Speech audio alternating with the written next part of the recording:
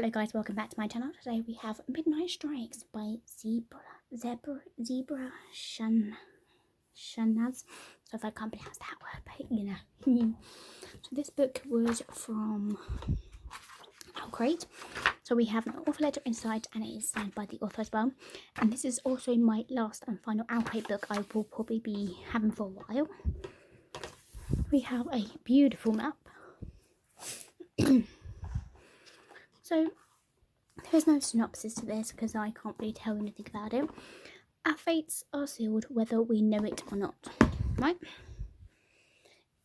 This book is a time loop book, so there's basically a lot of violence and death for basically everyone, including the main person. She intentionally dies to reset the loop or requests others to kill her. There is some, collizing.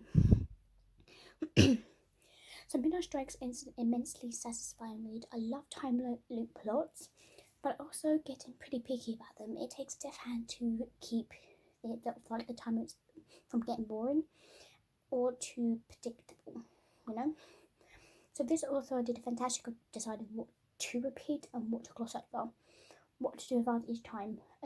Alice woke up and had a chance to figure out what was going on.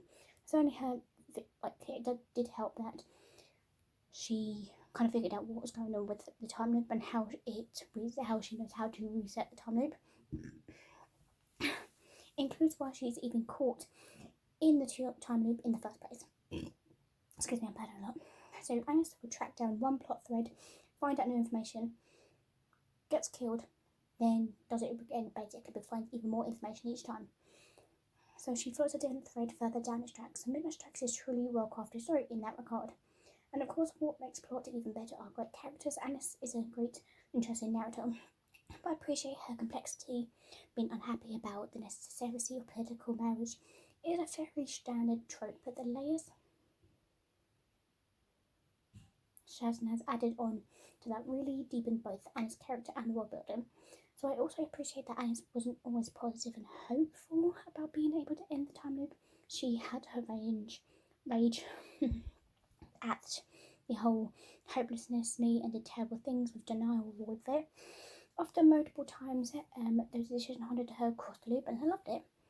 Then we got to the information about Alice gets from each time loop, and the decisions she makes help her dig deep into people around her, which allows some characters to gain depth of her remaining shadow active repeating the time at the same time. So we have Prince Leo is the most notable example, of course, and I found myself really enjoying the way Anna's relationship with him changed over the course of the book.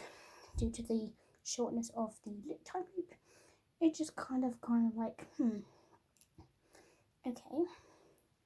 Then we have due to the shortness of the loop and the limited of locations, the number of characters you would gain depth with limited, but it still made some very fun, satisfying characters interactions with conjunctions with the world building and mysteries of them.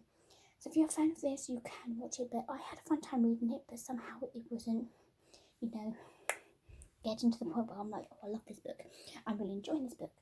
So unfortunately, I'm probably not going to keep this book on my shelf. Only because, yes, I'm giving it a good rating, but it did only give me 3 rated stars. Because for me, I wanted more than just a constant time loop every single time. Yes, you find out more information every time.